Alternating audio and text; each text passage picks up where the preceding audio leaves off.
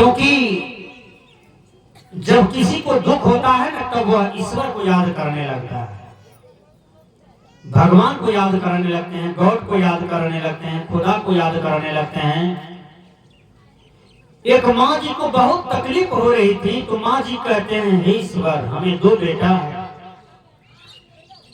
एक बेटा दिल्ली में पढ़ रहा है, एक बेटा पटना में पढ़ रहा है। भगवान, यदि बड़ा बेटा को इस बार डॉक्टरी में हो गया, छोटा बेटा को मास्टरी में हो गया, तो हम एक से एक मूर्ति का भंडारा करेंगे, सत्संग करेंगे। संजोग से दोनों बेटा जम करके परिश्रम किया था, मेहनत किया था। बड़ा बेटा डॉक्टर बन गया और छोटा बेटा मास्टर बन गया। अब तो वो माँ जी फंस गई। माँ जी सोचती है हम तो भगवान को कबूल दिए हैं, अब तो भगवान का भक्ति करना ही पड़ेगा, भगवान से हम वादा किए हैं तो भगवान के लिए कुछ करना ही पड़ेगा।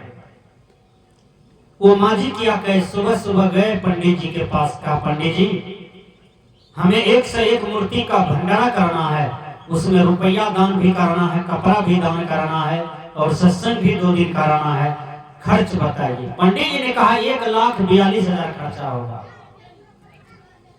अब वो माँ जी सोचती है 1,42,000 में तो 50 कट्ठा जमीन हो जाएगा, 50 कट्ठा जमीन खरीद लेंगे तो बहुत पैसा होगा। भगवान थोड़ा देखने आता है, भगवान को कहे ना थे माने मान, कौन सुना है, कोई थोड़ा सुना है। उसको लोभ हो गया 1,42,000 का। वो क्या जमीन भाड़ना ले लिया, भाड़ना लिया तो और आमदनी बढ़ते गया। भगवान सोचता है कि ये माँ जी जो है ना बहुत लोभी बन गया, इसका बेटा को सर्विस भी दे दिए, मकान भी दे दिए, 4 चक्का भी दे दिए, नौकर चाकर भी हो गया, और ये बूढ़ी ईर्ष्या तृष्णा बस भटक रही है। भगवान क्या किए, सुबह सुबह आ गए उस बूढ़ी के दरवाजे पर, कहा ए बूढ़ी भिक्षा दो। तो चौका लगा रही थी वो बूढ़ी माँ। वो तो कंजूस थी, कभी दान पुण्य की थी। अभी देखिए एक बहन आई 51 रुपया दान दी है, आओ, क्योंकि वो सत्संगी घर की बेटी है। वो जानता है, वो जानती है कि दान देने से क्या होता है। ये दान उनका अपना निजी बैंक में जमा है, क्योंकि वो संत के चरण में दिया है, उनका पूर्व जन्म के लिए है।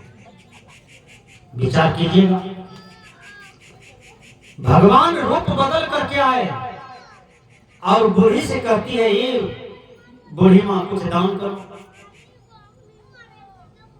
तो चौका लगा रही थी, चौका का पोतने फेंक दिया उस पर। भगवान तो साधु देश में थे, चौका वाला जो पोतन होता है ना वो ले लिए, झोला में लिए और 2-4 डेग आगे गए, बस विलुप्त हो गया, कहीं नहीं मिल रहा। वो बूढ़ी खोजने निकली आस-पास पड़ोसन में, सोचा चौका का पोताने फेंक दिए हैं, हो सकता है बाबाजी टोला चट्टी में कहे पंचायत में बैठे जाए, कहीं खोजा तो मिले नहीं। वो तो साक्षात भगवान थे, अपने लोग से आए थे और अपने लोग चले गए। बूढ़ी 2 साल के बाद मर गई और बूढ़ी की आत्मा चला गया भगवान का घर। बूढ़ी को एक रूम में भगवान कैद कर दिया, क्योंकि जीवन में कभी बढ़िया काम नहीं किया था। समाज में बढ़िया काम करती तब ना स्वर्ग जाती, तब तो भगवान के घर में बढ़िया वास होता, तब तो गुरु के घर में बढ़िया वास होता। कभी बढ़िया काम करने नहीं किया। भगवान उसको रूम में बंद कर दिए और इसी गोकलपुर की धरती से जो बढ़िया काम करके गया था भगवान के घर नर नारी, तो सबको स्वर्ग वाला रूम में रख दिया भगवान। और समय समय से घंटी लगती थी खाने के लिए, सत्संग सुनने के लिए, भजन सुनने के लिए, भजन करने के लिए। सबको आनंद आ रहा था भगवान के घर में, लेकिन वो बूढ़ी नरक में चिल्ला रही थी और बार बार कह रही थी, भगवान हमको भी भूख लगी है, भोजन दीजिए, हम भी सत्संग सुनेंगे, हम भी भजन सुनेंगे, हम भी आपका दर्शन करेंगे। भगवान हमको एक रूम में क्यों बंद कर दिए हैं? 7 दिन 7 रात वो नरक में बंद रही। भगवान के सामने में गिड़गिड़ाते रहे, चिल्लाते रहे, लेकिन भगवान एक भी नहीं सुना। कर्म प्रधान विश्व रचि राखा, जो जस करही सो तस फल चखाय। आपको 2 हाथ मिला है ना, 2 पैर मिला है ना, मन बुद्धि मिला है ना, इतना बढ़िया शरीर मिला है ना, आप तो रोज एक कर्म करते हैं ना। याद रखिए, बुरा कर्म का रिजल्ट बुरा होता है और अच्छा कर्म का रिजल्ट अच्छा होता है। बुरा कर्म का रिजल्ट बुरा होता है, मरने के बाद भी और जिंदा जी भी। अच्छा कर्म का रिजल्ट अच्छा होता है, मरने के बाद भी और जीते जी भी। विचार कीजिए। संत कहते हैं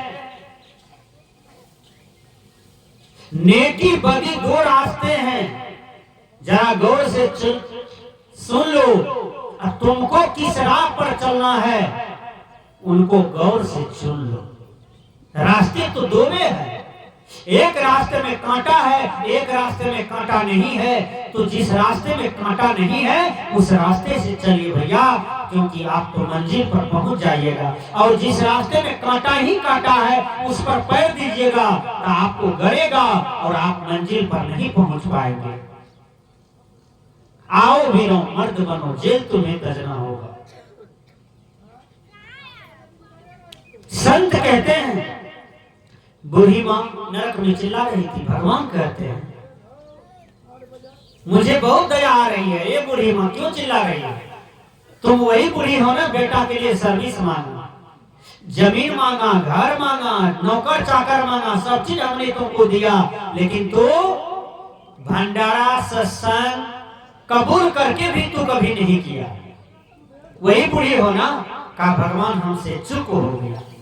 और जो कर्म से चूक कर जाते हैं उसी को संसार में भुगतना पड़ता है। आज कुत्ता देखिए, भुगता है ना। जिसके भी दरवाजे पर हो अनावश्यक लोग को देखेगा तो भूखेगा। और कुत्ता का मुख्य भोजन क्या है? पैखाना। कितना घिन चीज खा रहा है, कितना बड़ा कुकर्म किया है कोई मनुष्य की कुत्ता जोनी में गया है। और कुत्ता जोनी में गया है तो सबका पैखाना को चाट पोछ करके खा रहा है। कितना गलत भोजन खा रहा है। इसलिए सत्संग सुनिए, मनुष्य तन पाए हैं तो फिर मर करके कुत्ता जोनी में मत जाइए, सुगर जोनी में मत जाइए। देखिए उसके लिए कौन सा भोजन है। या आप मनुष्य तन में हैं तो कितना बढ़िया बढ़िया चीज खाए हैं, भर पेट खा करके पानी पी करके तब आए हैं सत्संग में और सुन रहे हैं कि रणबीर बाबा का प्रवचन सुनेंगे।